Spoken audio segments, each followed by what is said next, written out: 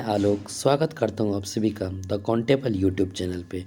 जी हाँ, पिछले वीडियो में मैंने Bihar state power holding company limited के शॉर्ट नोटिफिकेशन के बारे में डिटेल से बातें की थी, बट बहुत जल्द ही उसका फुल नोटिफिकेशन आ गया है। और इस फुल नोटिफिकेशन में हम लोग बात करने वाले हैं कि कैटेगरी वाइज कितनी नंबर ऑफ सीट्स हैं, साथ ही साथ प्रोबेशन पीरियड क्या रहने वाला है, कितने साल का प्रोबेशन पीरियड है और ये प्रोबेशन पीरियड होता क्या है। साथ ही साथ रेगुलर पे जो है लेवल 8 उनकी सैलरी कितनी बनती है और एग्ज़ाम कब कंडक्ट होने हैं, साथ ही साथ इनके सिलेबस पे भी बात करने वाले हैं और कंप्लीट स्ट्रेटजी भी हम इस वीडियो में ही बात करने वाले हैं। वीडियो में भी 10 से 15 मिनट का जा सकता है, क्योंकि हम लोग साथ ही साथ इसके स्ट्रेटजी, मटेरियल, कंटेंट, उन सभी के बारे में, साथ ही साथ कुछ अफवाहें जो इस वैकेंसी को लेकर चल रही है, हम उन पे भी काफ़ी बातें करने वाले हैं। उम्मीद करते हैं आप इस वीडियो को अंत तक देखेंगे और उम्मीद है आपके सारे डाउट लगभग क्लियर हो जाएंगे। आइए, सबसे पहले आपको पता था कि ये वैकेंसियाँ आउट हुई थी, जिसका एम्प्लॉयमेंट नोटिस नंबर 2/2024 था। जूनियर इंजीनियर इलेक्ट्रिकल जो जीटीओ के तहत आती है वैकेंसियाँ, उनकी थी। उसमें कैटेगरी वाइज वैकेंसी थोड़ी निराशाजनक है। आइए हम देखते हैं कैटेगरी वाइज वैकेंसी। आप यहाँ देख रहे हैं कि सारे कैटेगरियों के टोटल वैकेंसी, जैसा कि आपने कल शॉर्ट में देखा था 40 था, अब उसे अलग अलग कैटेगरी में डिवाइड कर दिया गया है। अगर आपको पता हो कि बिहार में महिलाओं के लिए हॉरिजॉन्टल आरक्षण 35% है। हॉरिजॉन्टल कहने का मीन्स, अगर जो बच्चे नहीं समझ रहे मैं बता दूं, अगर 100 सीटें बिहार में आती हैं, 100 सीटें आती है तो 100 में से 35 सीटें फीमेल कैंडिडेट के लिए फिक्स रहेंगे।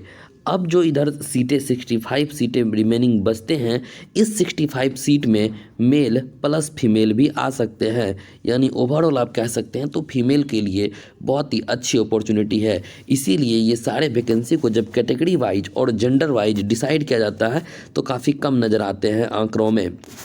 जैसा कि आपके स्क्रीन पे दिख भी रहा है कि यूआर जनरल कैटेगरी वालों के लिए इस बार वैकेंसी 0 है। ये बहुत ही निराशाजनक है। अब इस पे तो कुछ कह नहीं सकते, ये गवर्नमेंट की पॉलिसी है। साथ ही साथ जो डिपार्टमेंट ये वैकेंसियाँ लाई है, उनकी अपनी खुद की पॉलिसी है कि एक भी सीट जनरल वालों के लिए नहीं दिया गया है, जबकि ईडब्ल्यूएस वालों के लिए लड़कियों में 1 सीट और लड़कों और लड़कियाँ मिला के 3 सीट, यानी टोटल बात करें तो टोटल 4 सीट है ईडब्ल्यूएस में। अगर वही एससी कैटेगरी के लिए देखें तो ओवरऑल यहाँ पे ठीक है, 4 लड़कियों के लिए है और 8 जनरल मतलब ओपन से है, यानी कि इसमें दोनों आ सकते हैं। टोटल यहाँ पे 12 होते हैं। इसी तरह से एसटी के लिए मैं बात करूँ तो एसटी में वोमेन के लिए रिजर्व नहीं है, मतलब ओपन से 2 यहाँ पे वैकेंसियाँ हैं। साथ ही साथ ईबीसी में भी 12 सीटें दी गई है, जिसमें से 8 है ओपन में और 4 है वोमेन लोगों के लिए। और फिर बीसी कैटेगरी की बात करें तो बीसी कैटेगरी में टोटल 10 वैकेंसियां हैं और ये 10 वैकेंसियों में 4 वोमेन के लिए रिजर्व है, बीसी फीमेल के लिए। तो इस तरह से जब कैटेगरी वाइज हम डिसाइड करते हैं तो हमारा ओवरऑल तो 40 आ रहा है, लेकिन पता चल रहा है कि बहुत ही निराशाजनक है कि यूआर कैंडिडेट यानी जनरल वालों के लिए कोई वैकेंसियाँ नहीं है। बहरहाल मैं आपको चलते चलते बताते चलूँ, कुछ अफवाहें या कुछ इंटरनल सोर्स ऐसी बातें आ रही है कि बहुत जल्द ही फिर से Bihar state power holding company limited में अच्छी खासी वैकेंसी जूनियर इंजीनियर की आएगी। ये तो जीटीओ की रही, लेकिन जस्ट इसके बाद जूनियर इंजीनियर की ठीक ठाक वैकेंसी आने वाली है। उम्मीद करते हैं कि ये न्यूज़ सही निकले ताकि ज़्यादा से ज़्यादा बच्चों को फ़ायदा हो पाए। तो आई थिंक कैटेगरी वाइज आप लोगों को ये एम्प्लॉयमेंट कितना है ये क्लियर हुआ होगा। आइए नेक्स्ट हम लोग बातें करते हैं इस वीडियो एलिजिबिलिटी को लेके, क्वालिफिकेशन एंड एलिजिबिलिटी। जैसा कि शॉर्ट नोटिफिकेशन में भी हमने देखा था, क्वालिफिकेशन एंड एलिजिबिलिटी को लेके full time 3 years diploma in electrical from recognised institute और college duly recognised by state government, यानी सीधा सा कहने मतलब है आपके पास 10th होना चाहिए प्लस 3 इयर्स का डिप्लोमा होना चाहिए। और स्पेशली उन्होंने मेंशन कर दिया है कि अपियरिंग कैंडिडेट्स, वैसे कैंडिडेट्स जो भी लास्ट सेमेस्टर में ही है या जिन्हें फाइनल सर्टिफिकेट नहीं मिला है, वो इस फॉर्म को नहीं भर पाएंगे। Not eligible in the sense date of submission लिखने का मतलब है अगर आप 1 अप्रैल को फॉर्म फिल कर रहे हैं तो आपके सारे डॉक्यूमेंट्स, आपके बीसी के सर्टिफिकेट, आपके सेमेस्टर के मार्कशीट, फाइनल मार्कशीट, ये सभी के सभी 1 अप्रैल से पहले के होने चाहिए। इसी डेट को क्रूशियल डेट भी कहा जाता है, यानी कि ये भी कह सकते हैं कि जो भी अपियरिंग कैंडिडेट है वो इसमें एलिजिबल नहीं है। बाकी नॉर्मल डिप्लोमा इलेक्ट्रिकल से होनी चाहिए, वो इसके लिए बखूबी एलिजिबल है। अब मैं बात करूं प्रोबेशन पीरियड का।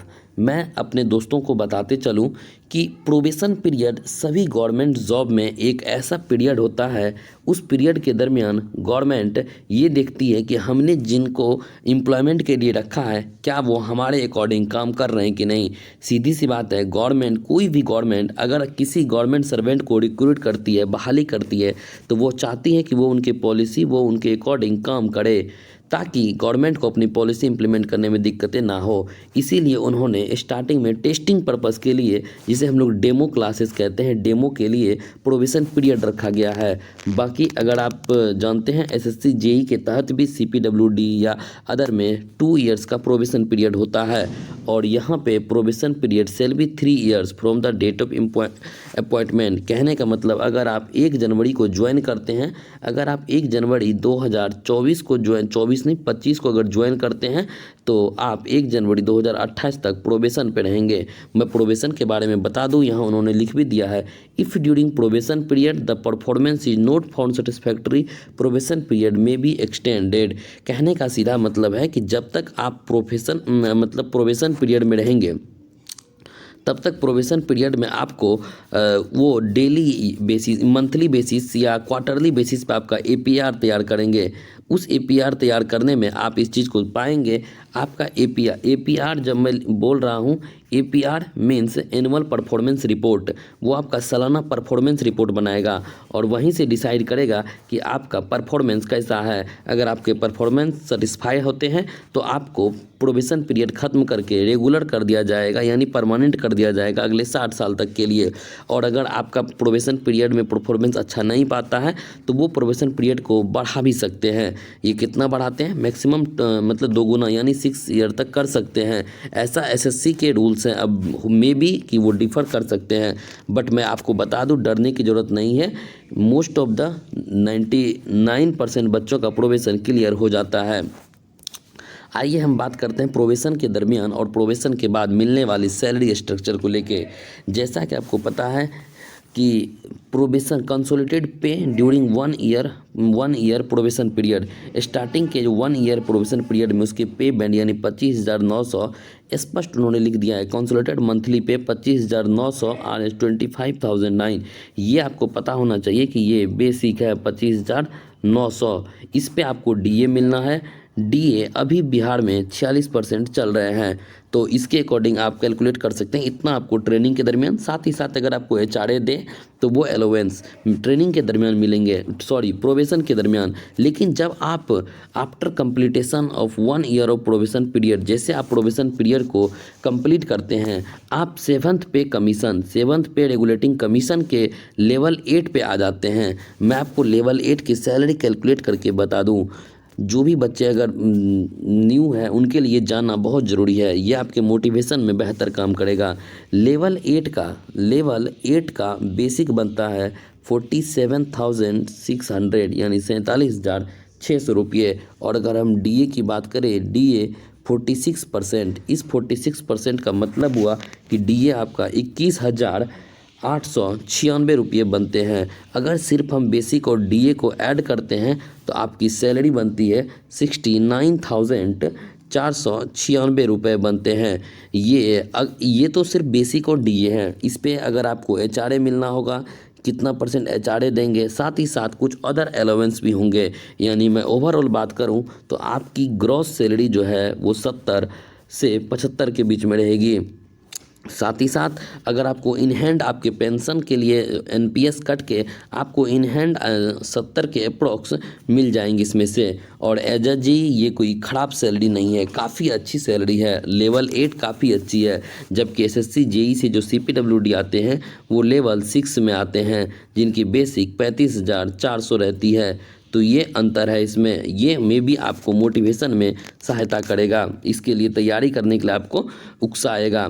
साथ ही साथ आप मिनिमम एज के लिए आपको पता ही होगा कि मिनिमम एज जो है वो जनरल वालों के लिए 18 साल कोई मतलब नहीं रह जाता है, क्योंकि जनरल वालों में तो वैकेंसियाँ ही नहीं है।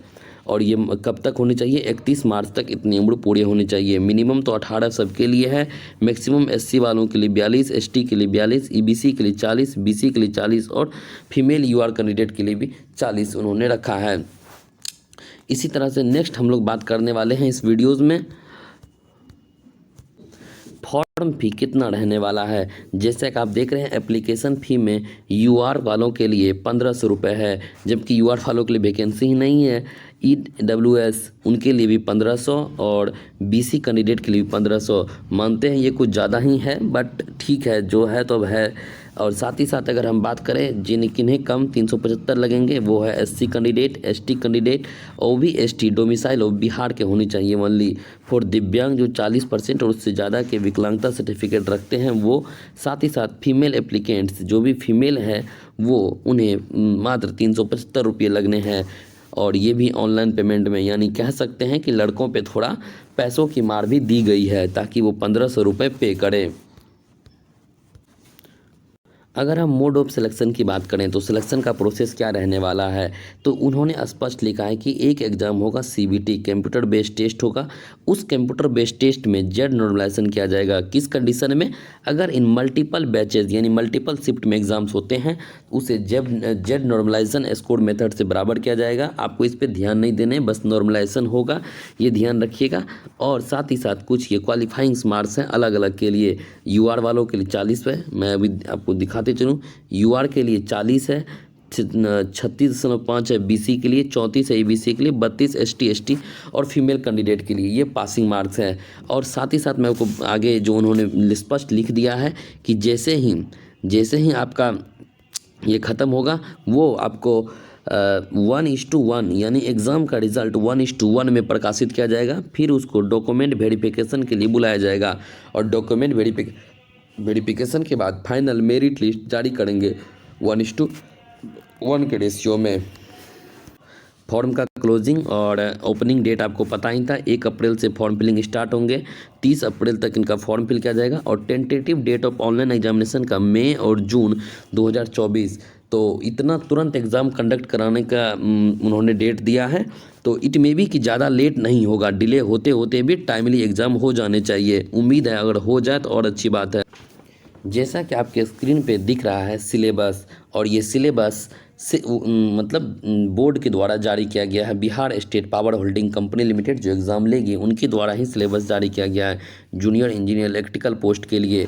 सबसे पहले नॉन टेक पोर्शन की बात करते हैं। नॉन टेक पोर्शन में जनरल नॉलेज है जो कि 10 क्लास के लेवल का रहने वाला है। इसमें आपको करंट अफेयर्स रहेंगे, इंटरनेशनल और नेशनल रहेंगे। साथ ही साथ इतिहास है, इंडियन हिस्ट्री है, ज्योग्राफी है, कॉन्स्टिट्यूशन यानी संविधान है, साइंस एंड टेक्नोलॉजी है, फंडामेंटल नॉलेज ऑफ कंप्यूटर। फिर इन्होंने छोड़ा ही क्या, ये सारे चीज़ों को तो ऐड ही कर दिए जो जनरल कंपटीशन में आते हैं।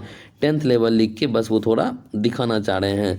लॉजिकल रीजनिंग में भी टॉपिक को थोड़ा लिमिट किया है। एनालॉजीज है, सिमिलरिटीज़ है, problem solving, relationship, space visualisation, arithmetical number series और अर्थमेटिकल रीजनिंग भी इजी है, आप कवर कर सकते हैं। साथ ही साथ उन्होंने जनरल हिंदी और जनरल इंग्लिश को भी रखा है। इंग्लिश में भी synonyms, antonyms, one word substitution, error detection, idioms and phrase और पैसेज कंप्रीहेंशन उन्होंने लिखा है। हिंदी में भी grammar, vocabulary, comprehension, fill in the blanks, error detection, Hindi और इंग्लिश दोनों ग्रामर पोर्शन से लिया जाएगा। अब हम बात करते हैं इलेक्ट्रिकल वालों के लिए टेक्निकल पोर्शन क्या है। इलेक्ट्रिकल वालों के लिए टेक्निकल पोर्शन थोड़ा वाइड सिलेबस आपको दिख रहा होगा, बट मैं इससे कोशिश करूंगा आप लोग को इजी वे में समझाने का। इलेक्ट्रिकल सर्किट नॉर्मल है, इलेक्ट्रॉनिक्स 1 बेसिक इलेक्ट्रॉनिक्स जिसे कहते हैं, computer aided engineering drawing.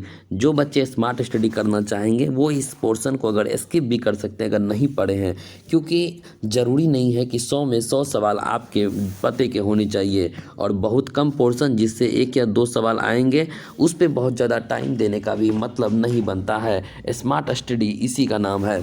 Next हम बात करें communication and computer network, electrical and electronics measurement आपकी कोर पेपर है। इलेक्ट्रॉनिक्स 2 जो फेट मॉसफेट वाली पार्ट है, इलेक्ट्रिकल मशीन 2 जिसमें सिंक्रोनस इंडक्शन चीज़ें आती है। फिर electrical power generation and distribution transmission है, पावर इलेक्ट्रॉनिक्स है, स्विच गियर प्रोटेक्शन है, एम्बेडेड सिस्टम यानी इलेक्टिव, इंडस्ट्रियल ड्राइव जो कि हम लोग ड्राइव पर बहुत सारे ड्राइव यूटिलाइजेशन में पढ़ते थे, यूटिलाइजेशन अलग से भी दिया है। Basic management skill of Indian constitution, भारतीय संविधान में क्या क्या उस तरह से चीज़ें हैं, ये तो आप नॉन टेक में भी देखेंगे।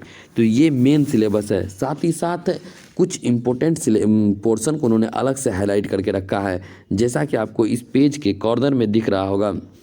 उन्होंने स्पष्ट लिखा है कि common topic for all stream diploma. कहने का मीन्स अगर मैकेनिकल के लिए भी आते हैं, मैकेनिकल इंजीनियर के लिए, इलेक्ट्रॉनिक्स वाले भी अगर एलिजिबल होते तो उन्हें इस सारे बच्चों को ये पोर्शन पढ़ना पड़ता। अब इस पोर्शन में आप देख रहे हैं डिफरेंट टाइप्स ऑफ कंडक्टर है, टाइप्स ऑफ इंसुलेटर है, टेस्टर है, मेगर है, अर्थ टेस्टर है, difference between AB cable and UG cable, underground cable, transformer है, फ्यूजेज है, बैटरी है, LED है, यानी ये इलेक्ट्रिकल के ही टॉपिक है, तो इलेक्ट्रिकल वालों के लिए थोड़े आसान रहेंगे। ये थे इनके सिलेबस। उम्मीद करते हैं आप लोगों को इस वैकेंसी के रिलेटेड पूरी डिटेल नॉलेज आप लोग को मिल गई होगी।